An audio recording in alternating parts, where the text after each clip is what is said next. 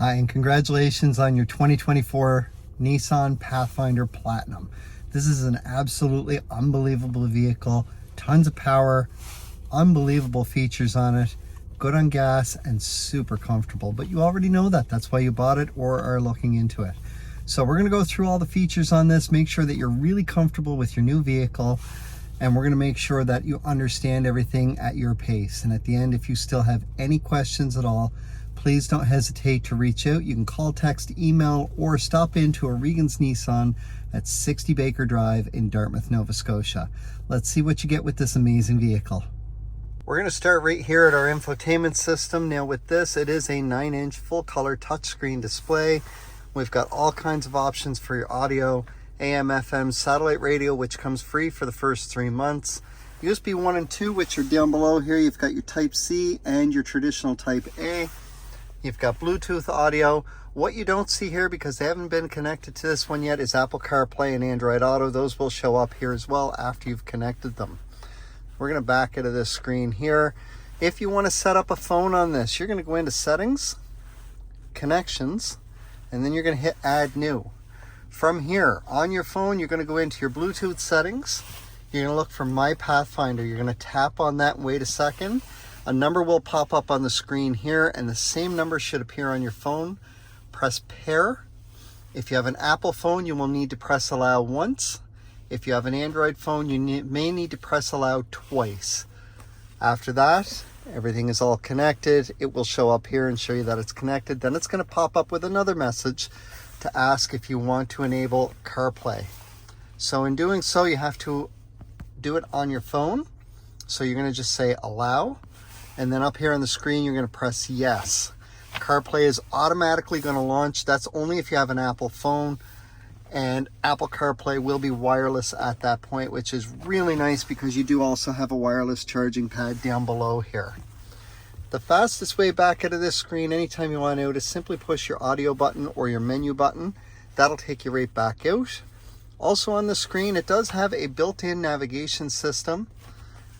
There is no SD card for this, so it will give you free updates, which you can do either by USB or by Wi-Fi. I do recommend the USB method. It is a little bit faster. You don't need your vehicle running as long. To use your navigation, I can go into points of interest if I know exactly what I'm looking for and it's nearby. You can see all kinds of pre-designated options in there. Or if I go into destination, if I know the exact address, if it is within the city that you're in, you're going to start with house number and street. If it is in another city but in the same state or province, you're going to start with the city first, and then it's going to prompt you for the house number and street. If you're going to a different province or city, you're going to go in and you're going to change that first, and then again go through the same steps there. No matter which one you pick, it's going to go through, it's going to set everything up here. So I'm just going to do this, and I'm going to say 60. And we see it is predictive texting up here. So I want Baker, and I want Baker Drive. So I'm going to select that. And I want to say Dartmouth. All of a sudden, there is my address. Really easy. The route calculation is complete. Proceed to the nearest road. So that does give me what I need right there so that it's easily accessible. I can cancel my route at any given point. If under the destination you are going to set a home location, I don't recommend putting your actual house number in there. Set it for something close by. Once you get into your hometown, you know where you're going, you know how to get home. As a joke, I like to set the local police station as my home location in there, just because if somebody ever did steal my vehicle and wanted to try and go to my house, they're going to end up at the police station, which I think is kind of funny. As I back out of here, like I said, this is your navigation, very easy to operate, and then back to our main radio. As I move down here, I have Tri-Zone Climate Control. I'm going to turn the rear on for a moment. And what I'm going to notice right away is I can have 3 separate temperatures set. So these 2 temperatures are my front driver and passenger. They can have separate temperatures. If, like most couples, you like different temperatures, it's really easy to do. But there's also a separate temperature for the back because it is tri-zone climate. They do have their own back there. And later on in the video, we're going to see the controls on how to operate that from the back. However, if you have kids like mine who like to fight over them, get a little out of control with it, you can lock them out of it. The moment you lock it, they can't do anything, and then you can press rear control, and now I can access their temperature or the fan speed, however I want to go about doing it. I can give the control back up the front here. If I'm in the vehicle on my own and there's different temperatures set and I want everything back to the driver's side setting, all I got to do is hit the sync button. Everything syncs up, and when it's on auto, this is what I typically tell people: find a temperature that you like, set it for auto. Your auto is automatically going to adjust your fan speed for you and where your airflow goes. It's going to get you up or down to this temperature as quickly as possible, and then it's going to do what it has to maintain that temperature. So it's automatically going to adjust my fan, and it's automatically going to adjust my airflow, which can be controlled from these two buttons here. This will go through all of the different airflows except for the front. That has its own separate one, which does it fairly quick. If I adjust the fan or where my airflow is going manually, we're going to notice that auto turns off. So you can see all the different functionalities there. Or I can put it right on the front. That's going to change my fan again as well. I can do the fan right through here, or I can put it back to auto. My rear defrost is right here, and that's also going to activate my heated side mirrors, so that'll clear those off if there's any dew or any frost on them. This vehicle, because it is a Platinum, does come with heated, high, medium, and low, and ventilated with high, medium, and low front seats. We'll see later on there are heated seats in the middle row as well. So that is your climate control. If you're going to use your air conditioning, I do recommend setting it for recycled air. It will get your air cool faster and keep it colder. When it's not on AC, you want it on the fresh air. Most of this is going to take care of itself. With the heated seats, you also have a leather-wrapped heated steering wheel, which turns on with that. That's going to stay on for about 30 minutes. At that point, it will turn back off. If you want it back on, simply push the button again and it will come back on.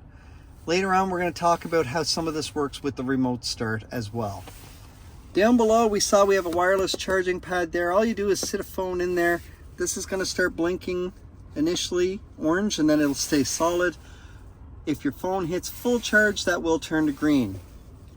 Down below also, we've got our Type-C and the Type-A USB ports, so you can plug whatever you need in for USB. Those two ports will interact with the vehicle. So if you have Android Auto, you need to connect in there. If you have Apple CarPlay, you can connect in there as well. Or you could just plug a thumb drive full of music in there. Now our gear shift is a little different than a traditional gear shift. Every time I move this, it's going to bounce back to this position. So right now I'm in park. Essentially, whichever one I want to be in, I'm going to move the gear shift in that direction to put the light in that way. So if I want reverse, I must squeeze the thumb button on the side here and push all the way forward and let go. That puts me in reverse here, shows me up on my dash that I'm in reverse, and my backup camera automatically shows up with a 360-degree round view monitor. The nice thing with that backup camera, it allows me to see all the way around the vehicle here. I can see out behind me where everything's at. If I need to see down the passenger side of the vehicle only and I press the camera button, it does show me that. And if I'm parking next to a curb, I simply want to put that yellow line right on the curb and I'll be 6 inches from the curb. If I hit it again, it gives me a full view out the back, and then I'm going to hit that one more time to get back to my normal view. For drive, I'm going to pull all the way down for drive, and that allows me to see where everything is at. So again, it does show me right up here what that looks like, and it shows me drive on here. Now we see drive and an M. So as I'm going to pull this to drive a second time, and as we see up here, I now have a gear. This is a 9-speed automatic. So you can manually shift the gears once you've pushed it down to drive the second time to get a number. There are paddle shifters on the back part of the steering wheel to shift up or down so that you can go through those separate gears. To get back into your normal drive, pull down to drive a third time, and that puts you into your normal drive right there. The whole time it's going to stay lit up. For park, I want to push the P. You can see there it shows up and up there.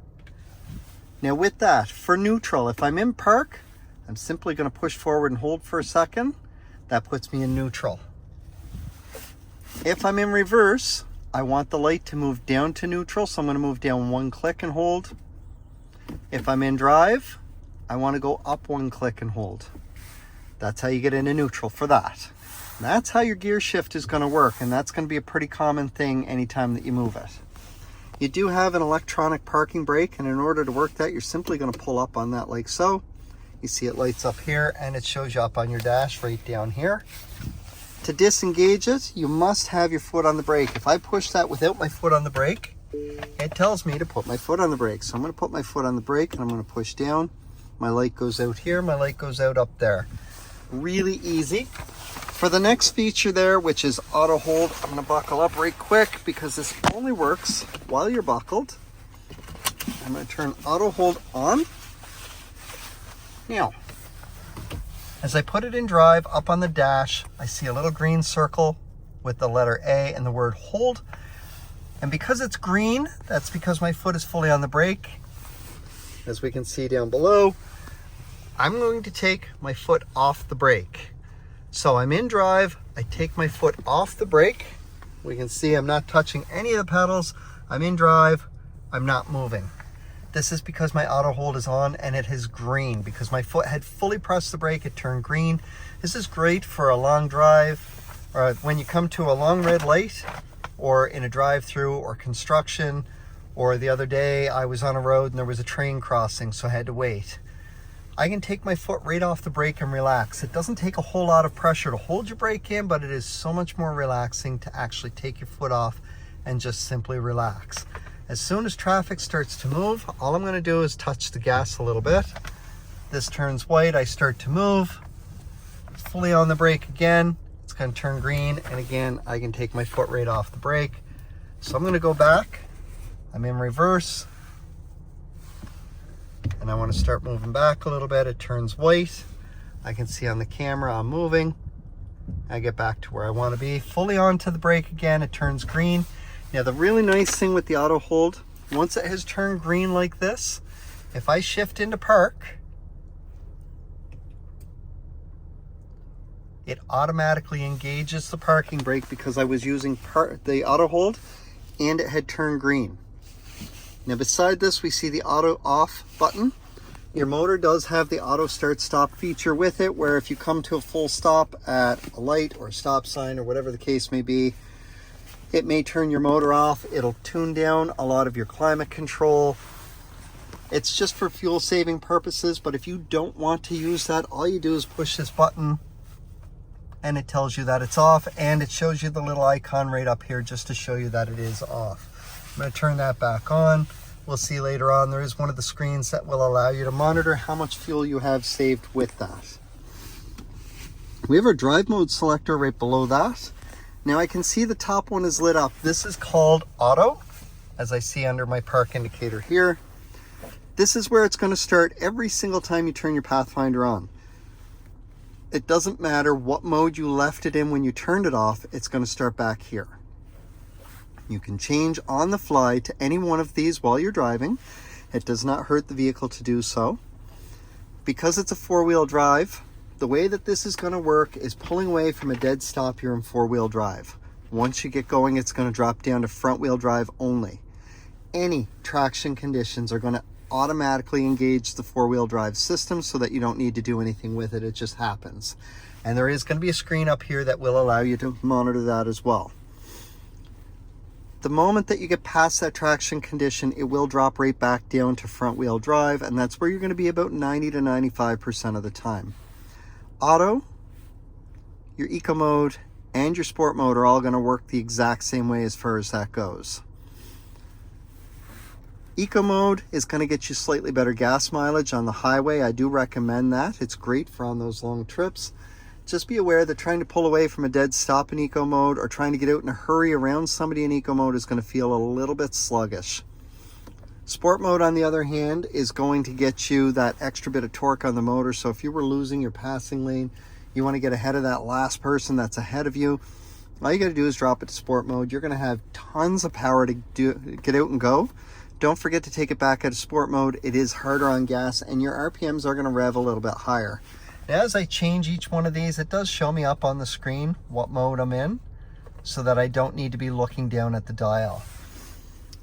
Our last one on the right down here is tow mode, as we just saw on the screen. This is going to change my gear ratio and how it's shifting when I am towing a load on the back of this. So it's less labor on the motor and easier for your vehicle so that it pulls that load, which is up to 6,000 pounds that this can tow, just to make life really easy. Now, if you're using tow mode and you're coming down a hill, I do recommend turning on hill descent assist. I do see it's flashing up here. That's going to be like engine braking. It's going to be much easier on your brakes on the way down that hill. Now, coming back around, I'm going to move into snow mode there. Snow mode is going to work the same way for your four-wheel drive system. It's going to engage as needed, except at the end, instead of dropping right back down to front-wheel drive as soon as it's past that slippery situation, it's going to hold you in four-wheel drive for another 5 to 10 seconds, anticipating another slippery section. If it still doesn't find it, then it will drop back down. This is mud and rut, as we see on the screen up here. So it's springtime here in Nova Scotia right now. Some of our dirt roads are a bit soft. They could be a fairly bit muddy after a heavy rain. This is what you want for this one here. You get on one of those dirt roads and it's really soft. This is going to be about 80% four-wheel drive. So about 80% of the time, roughly, you're going to be in four-wheel drive in this one. It's almost full-time four-wheel drive. We don't recommend this for asphalt. It's like taking a truck with the rear differential. It's going to be quite hard on the asphalt if you've got it locked into 4-low. So you don't want to do that with your Pathfinder. You want to make sure that it's not in this on concrete or pavement. My last one down is sand mode. If I was down near a beach with heavy sand, this is definitely where I want to be. You are full-time four-wheel drive. Again, not meant for on the regular roads that are paved. However, in the middle of the winter, if you come out of somewhere and it's storming and pavement is not visible at all, this actually will keep you four-wheel drive for your entire drive home. And again, you can flip into any one of these on the fly while you're going, just to make sure that life is really easy. Moving up to the steering wheel, we're going to start on the right hand side. There's a few buttons on here. It's not overwhelming and it's easily laid out, but we're going to go over what everything is. First thing I want to look at is my cruise control. So it is adaptive cruise control, or as Nissan refers to it, intelligent cruise control. My blue button is going to turn this on. Now this blue button is going to activate a few different things here, and it's initially going to pop up to this screen that shows you safety features that we're going to go back over later. Then it's going to show me this screen for my adaptive cruise. Now by default on a brand new vehicle, it's going to be set for 3 car lengths plus safe distance. My button right here is going to allow me to adjust that. If you have never used the adaptive cruise control, I recommend starting right here for your first 1 or 2 trips. Most people find that this is a little bit too much. You're going to hit that button I just showed you to drop it down to 2. This is the sweet spot for most people.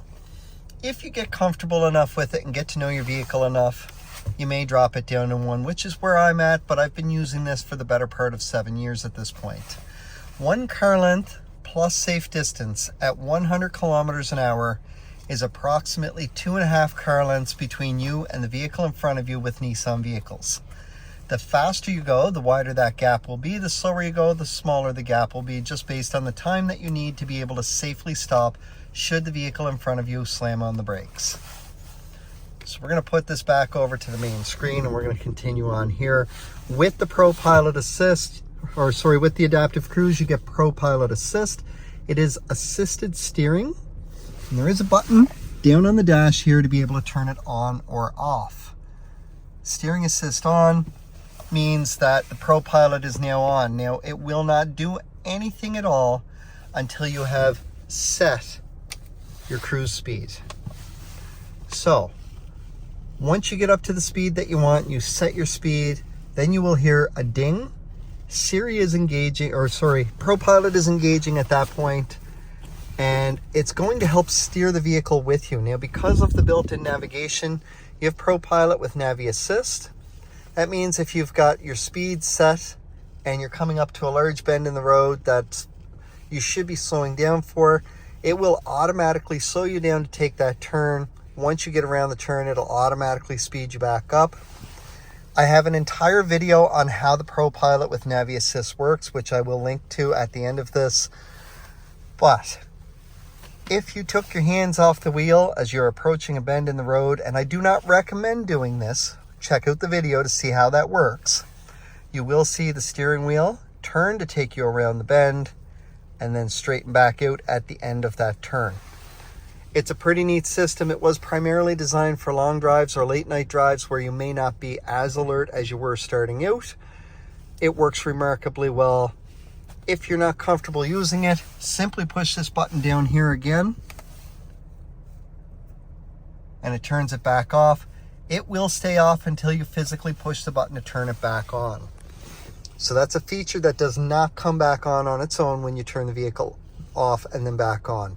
You have to manually do that yourself. Beside that is my phone button. This will answer an incoming call or hang up at the end of a call. My voice button here will allow me to make an outbound call. This will use Nissan's voice recognition system, and essentially however the person is listed in your address book is what you're going to say. So it could simply be call Kim. If that's how the person is listed in your phone, it will call them. If there is multiple people, it will tell you that there is multiple people and ask you which one you want to call. If you have an up-to-date phone, so if you have an Apple phone, you can use Siri. If you have an Android phone, you can use Hey Google. If you press and hold this button for 2 seconds, it will automatically do that for you. So I have an Apple phone. If I press and hold this for 2 seconds, I'm going to hear the ding from Siri. At that point, I can just say, call Kim, or however they're listed in my phone, and that will go through and make that phone call for me. Personally, I like using Siri a little better just because I'm extremely familiar with the Apple operating system. Some people are going to find it a little easier to use the Nissan system or their Android system. It's personal preference is all it is. It's all a matter of what you want to do. But the other neat thing with this is if I press this, I'm going to see that I can set the navigation system as well on the vehicle. So let's go ahead and show you that now. Please say or select a command. Navigation. Navigation. Please say or select a command from the displayed list. Street address, 60 Baker Drive, Dartmouth, Nova Scotia.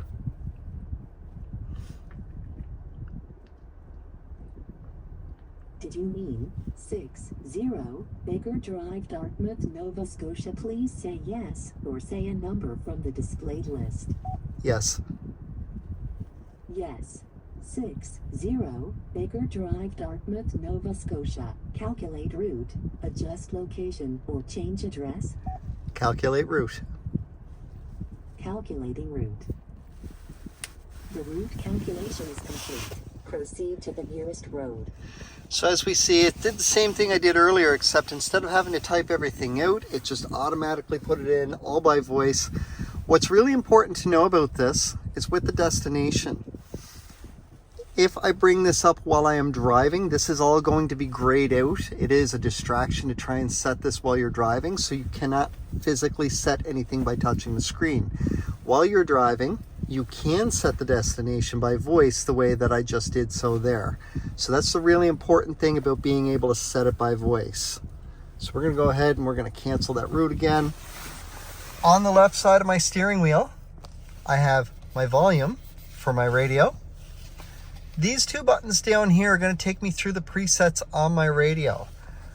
So as I look at my radio, I'm on preset 1. I'm going to press my right arrow here, and I can see it goes to the right through the presets. If I press the left arrow, it takes me back through. But I don't need to be looking over here to do this, because up here on the screen, again, it shows me my radio info. And if I'm hitting those preset buttons, I can see it's already changing there so that I can see what's going on. The other really nice thing is, as long as you are on a screen up here that has your radio info, and there's two of them that do this one and one specifically for the radio. If I push the OK dial,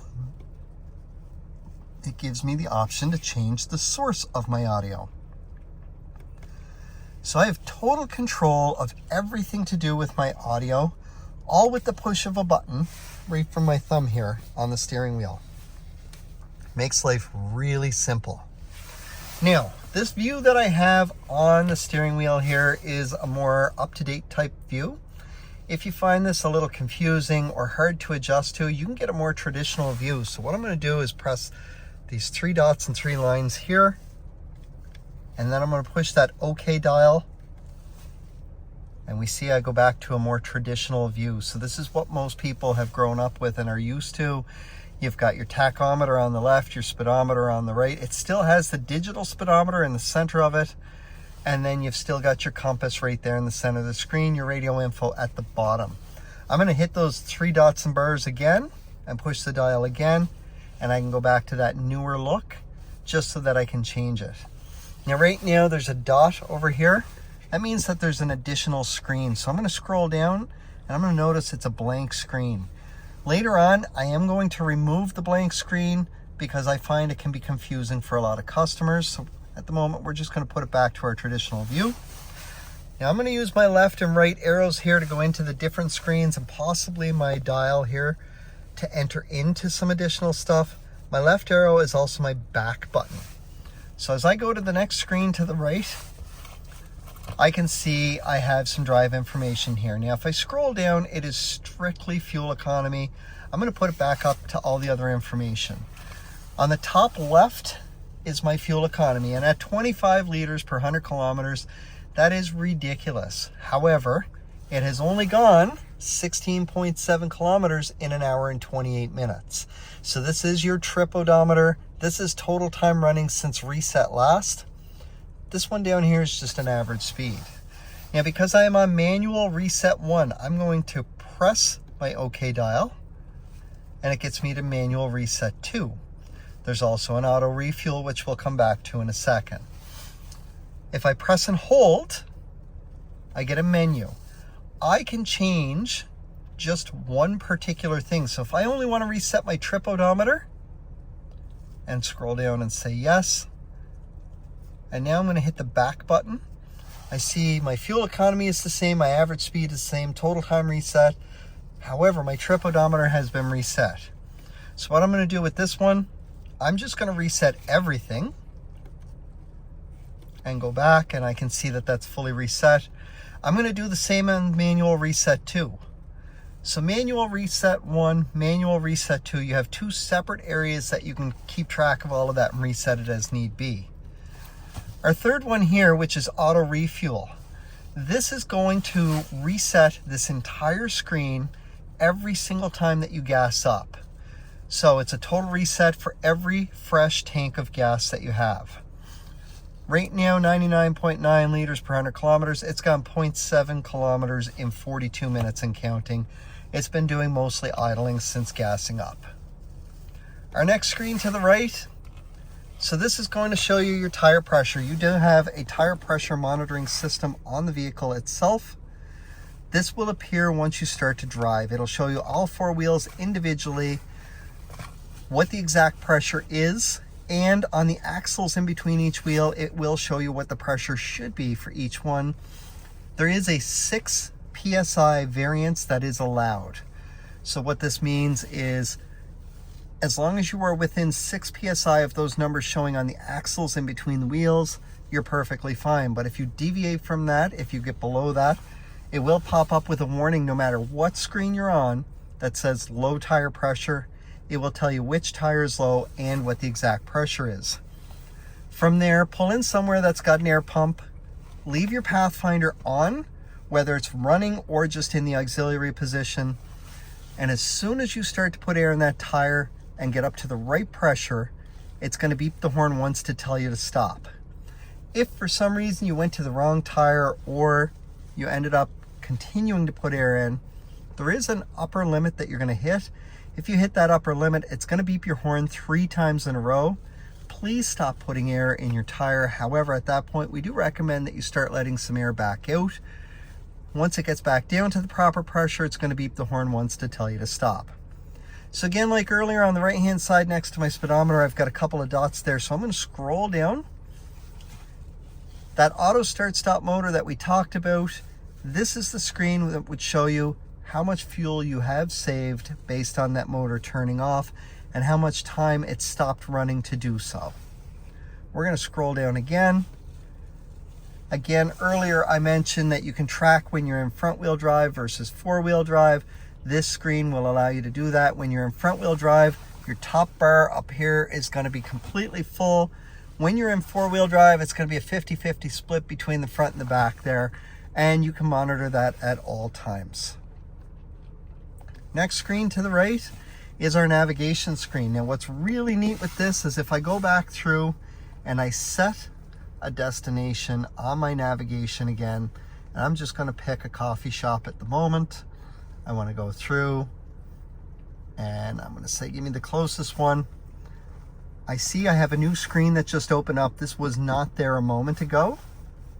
This only exists calculation is complete when you have to the nearest road. A destination set. It will show you your map right on the screen in front of you so that you're not trying to look over at the infotainment system.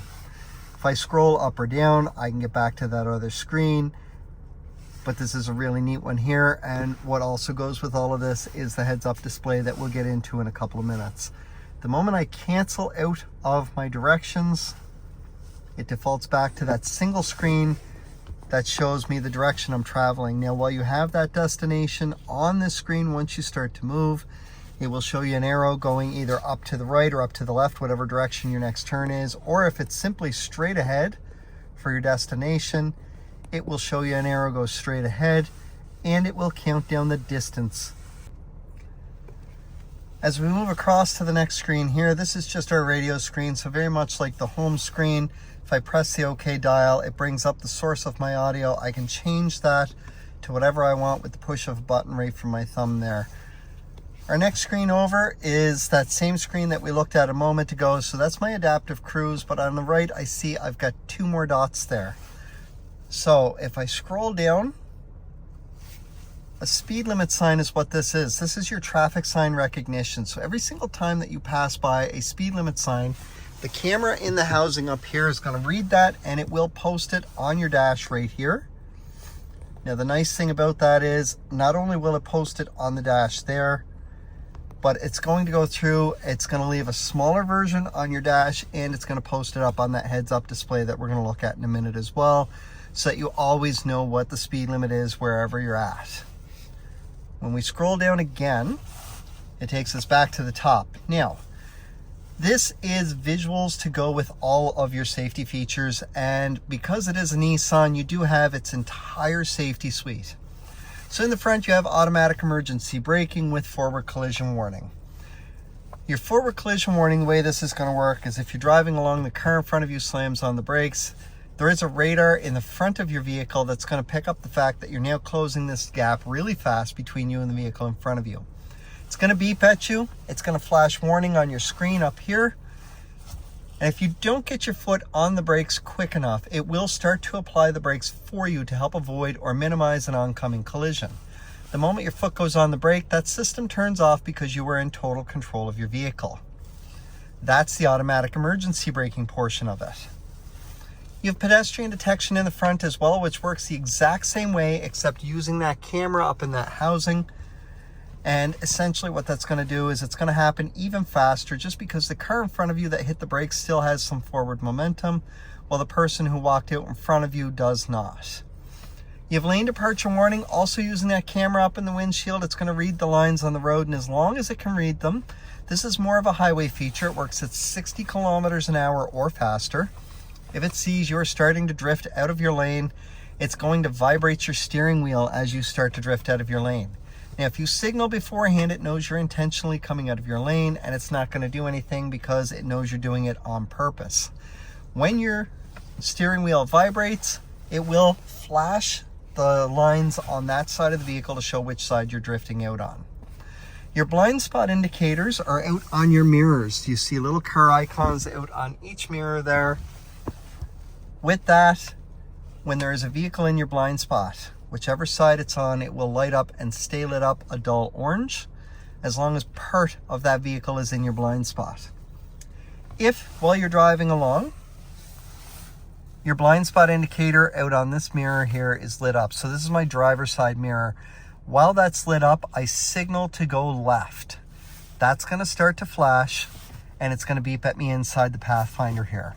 It's telling me to have a look over my shoulder because there is a vehicle in my blind spot.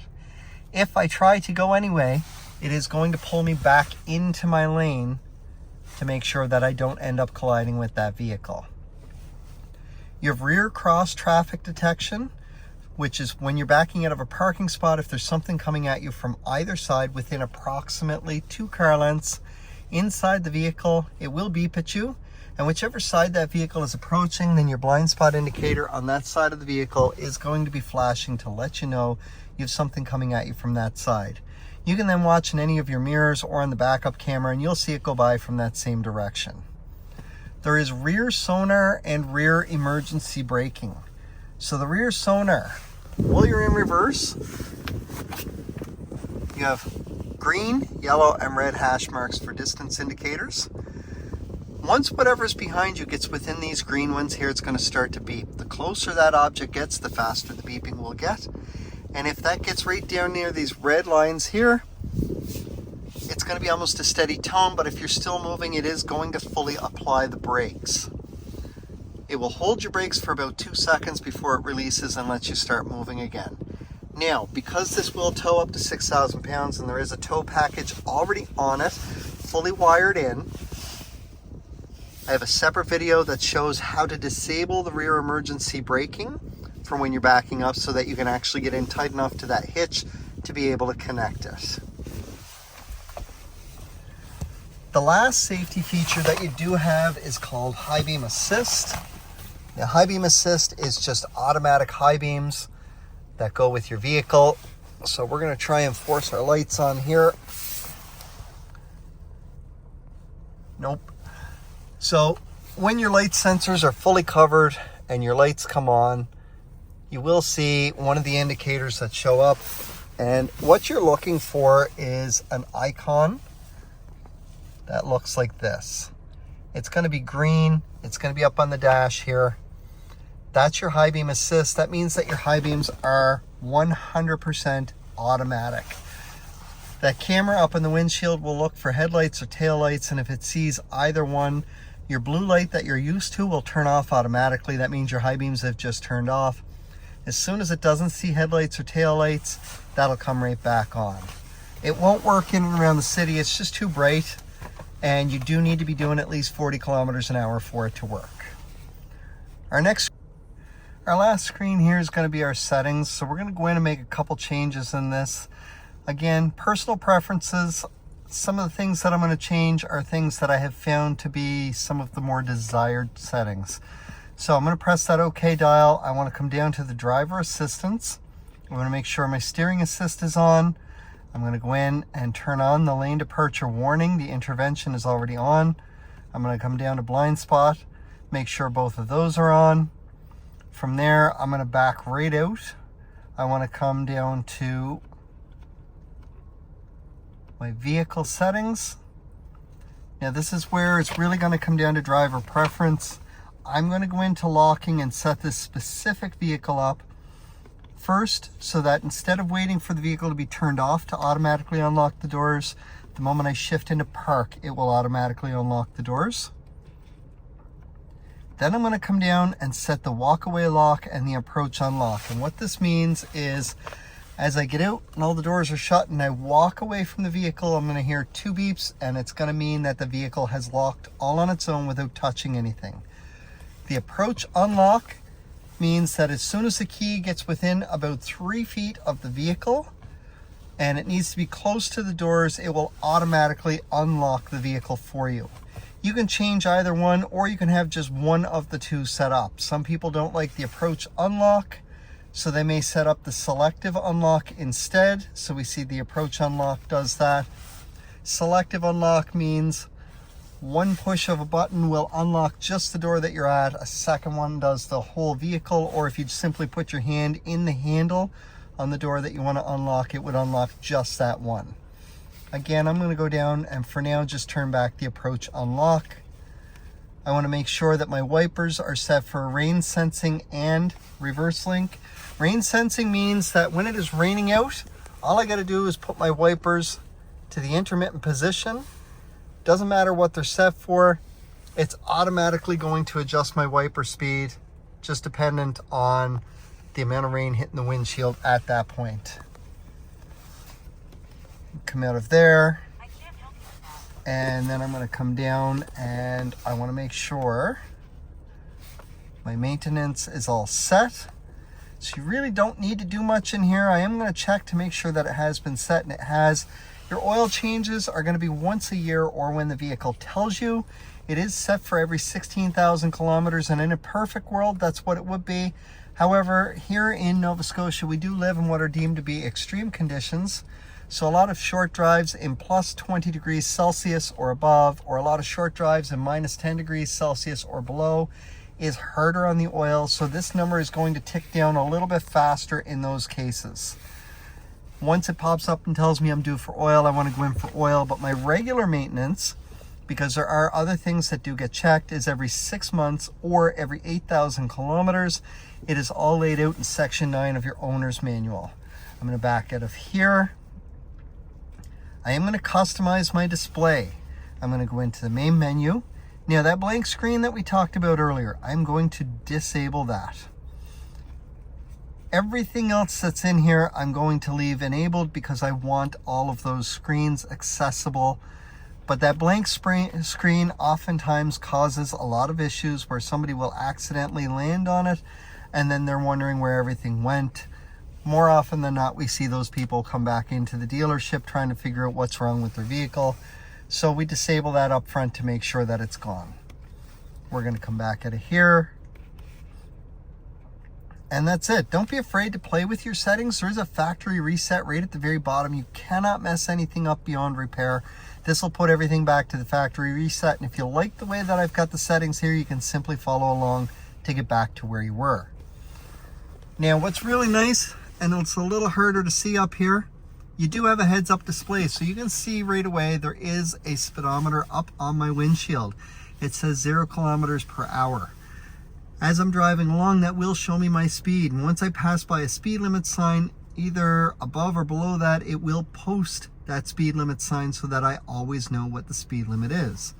When I turn the adaptive cruise on, I can see all of a sudden, it's got my cruise information at the bottom of the screen there, and it's got 1 bar up there, or I can set it back to 2 or 3. This will show me the distance that is set for my adaptive cruise. And then if I go in and I set my navigation up so that it's got the directions and everything for where I want to be, as soon as I start to drive on the left side here, complete.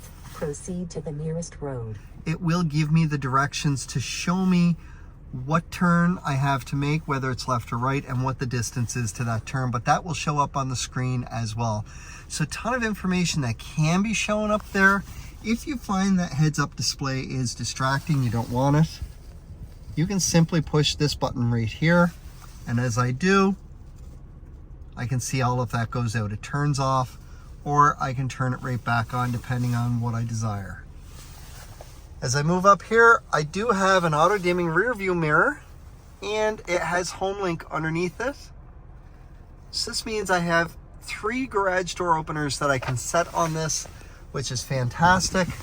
And then coming up here, I do have a panoramic moonroof, which this is my screen button. I'm going to open this the rest of the way. As we saw, it does stop right at this stanchion here. With this button here, if I push up, it tilts to vent. If I push forward, it'll close it. If I push back, it will open that up. And on a beautiful day like today, it's really nice. And if I hit it a second time, it will go the rest of the way back. I can push it once to close it. And anywhere along the way, I can tap that button and it will stop. Makes everything really easy to operate. On my side door, I do have some buttons for memory seats. So I can set 2 separate drivers on this, and what's really neat is you get your seat where you're comfortable. So all the different settings on the seat for the height, forward and back, even the front part here will raise for leg support, set the back of it, set my lumbar support. Then I want to set my side mirrors, and my steering column is power adjusting. So I can set that as well once I get all of that set. So both mirrors, my steering wheel, and my seat where I want it, I'm going to hit set, and then whatever seat number I want. Now, try and set it up so that you have key 1 with you if you're going to set seat 1 and key 2 for seat 2. Because the really nice thing about that is when I come over to the settings here, and then I'm going to move over one screen, from there, I can set up some profiles. If I want to set up a new profile here, I can see I've got key 1, which is perfect. I can actually set the name to whatever I want to list as a name there. I can change the icon that's going to show up with it there. And there are a few of them that are already there. And then key 1, and it's going to save. And what that means is if I use my key to unlock the door, it's going to be the same as hitting the button on the side of the door there, which is fantastic. It ties everything in together so that it's all connected. All right, a couple things in the middle row here. So as I get in, I see a center console here. And one of the things that some people like to do is have that room between the 2 seats to be able to move back and forth. The center console is great while you're driving because it does give you that storage area, gives you a spot for your cups. On the front, there is a spot to get your hand in there. And when you give a little tug, that pops off. Down on the inside, I can see that there is a little spot here to push up on. And as I do, this pops right out and it will come out all together. Very easy to put back. All I do is slide it back into place, push down, and then I'm going to take this cover and I'm going to fit it back on. You can hear it all click back into place. From there, in the back seat area, I mentioned earlier in the video, we have tri-zone climate control. So in the back here, I've got everything all set, and sync is on right now, and the rear is locked out as I can see up front. If it wasn't locked, I can control the temperature here. I could manually control the fan speed. I can even control where the airflow is going to go. Also back here, I do have heated seats for this middle row, which again, I'm currently locked out of. However, that is perfectly fine. There is high, medium, and low settings for that as well. And that is for your captain's chairs in the back here. A couple more USB ports down below here, as well as an actual plug. We see right there, 120 volt plug. So if you had somebody in the back seat, maybe your kids are back here and they've got a laptop with them, they can plug it right into there and makes life really easy. Your vents are up on the side up here. Now, to be able to access your third row, down on the bottom here, there's a button that when I push it, I see the seat flips up. It does give me full access to the back, where there are still more USB ports in the back here. These ones, like the ones in the middle, are strictly for charging. There is one on each side. If you have kids that like to be cruel to each other, like my kids did, when this seat is all the way back and somebody is sitting in the back here, whoever's in the middle hops out, there is the same button right here on the back of the seat to make that seat tilt and flip up the same way that this just did. And then as you saw there, so when it's back, all you want to do is slide back, push it back, and that will put that back in place. On the outside of the vehicle, because we covered the locking inside there, if you do not have the approach unlock and the walkaway lock, once you hop out and all your doors are shut, you'll see these 3 little buttons on all of the handles. As I touch it, I hear 2 beeps. That means that this whole vehicle is locked. To unlock, all you gotta do is put your hand in there, and that unlocks your vehicle, making it really easy. Now, as we come around the back, Your gas tank is right here. Simply push on that. It is a capless gas tank. Easy to access. Push it back in to close it. On the back here, you can see right away a fully wired tow package. It will tow up to 6,000 pounds. Your camera for your backup camera is right down below there. But the nice thing with the power lift gate on this, you have kick motion activation. So nice fluid in and out. You hear that beeping. It opens your hatch up for you, gives you access to the back. In the back, you do have an extra storage area back here to access your spare tire. You're simply going to undo this little cover here. You want to put your tire on that, tire iron on that, and twist it. That'll come down, cover it back over. Your jack and tire iron are all located in there, tucked away really nice and neat, but very easy to access. Simply put that back in place, give it a push down, and it's back there. To access that storage, if you want the extra room in the back, simply give a little tug on the headrest tag there and then lift up and push down. That will lower your seats. Same thing on the other side. It is a 60-40 split. Now there is a set of mats in the way which is going to prevent it from going all the way down, but it does give you a ton of storage space. Back up here to close your hatch, you can either use that kick motion activation again. You can push the button here, or if I push this one instead, I hear it just lock the entire vehicle, and now it's closing the hatch. So I can simply walk away from this. It's fully locked and it's all closed. One of the last things I want to go over is our key fob. So because it is a fob, on this at the bottom you've got a panic button. You do have a button to open or close your hatch. We just saw that you can use kick motion activation. There's a button on the back hatch, and there is a button in here as well, so that if somebody was in the driver's seat, as long as you're in park and somebody else needed in there, you could open it. You've got your unlock, lock. To work your remote start, you're going to press lock, lock, and then press and hold that top button for 5 full seconds. It will remote start your Pathfinder from up to 200 feet away. From there, it's going to run for up to 10 minutes. If for some reason you're not going to make it in within 10 minutes, you can simply do the same thing to reset that clock and give you an additional 10 minutes. Once that has been done, you do need to engage the vehicle. And to engage it, once you get in, put your foot on the brake, hit the start button, and that will engage your vehicle. It will be running when you come out, and your infotainment system will be on. But up here on the screen, it will show you exactly what we see here, and your climate control will be off. Now, the really neat thing about your remote start, and I talked about this earlier with the climate control, don't worry about presetting anything, especially in the winter.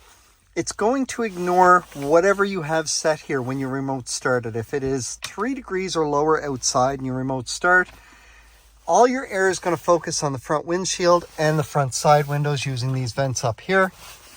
It's going to turn on your rear defrost, which activates the heated side mirrors. And if you left your heated seats in an on position, it'll start warming those as well. It's going to turn on your heated steering wheel as well. Once you get in and engage the vehicle, your climate control is going to go back to whatever you previously set it for, but everything else is going to stay on. So that's a quick, easy transition to be able to hop in the vehicle. If there's anything to clear off, it's very simple, and then away you go, making life really easy. Now again, because it is a key fob, there is a battery inside, and eventually that battery is going to get low or die. If you hit the point that it's getting low, you're going to go to start your vehicle, you're going to put your foot on the brake, hit the start button. It will pop up with a message up here that says incorrect key ID. Don't worry about it, let it go away, do it again, it should start. If you hit the point that it's just constantly coming up because you haven't had a chance to change that battery, on the back here, there's a little switch that gives you a key for the driver's side door in case your key fob is dead. This will still allow you into the vehicle. There is no key for the ignition. So what you're going to do is you're going to take your key fob with your foot on the brake. You're going to use your key fob to push the start button. From there, it is going to start your vehicle for you. Time to think about a new key fob battery. They're very easy to replace. Please don't buy dollar store ones. I have nothing against the dollar store, but those batteries tend to last 3 or 4 months. Normally a battery will last 2 to 4 years. All you want to do is get something in one of those two little spots there, give it a twist, it'll pop open.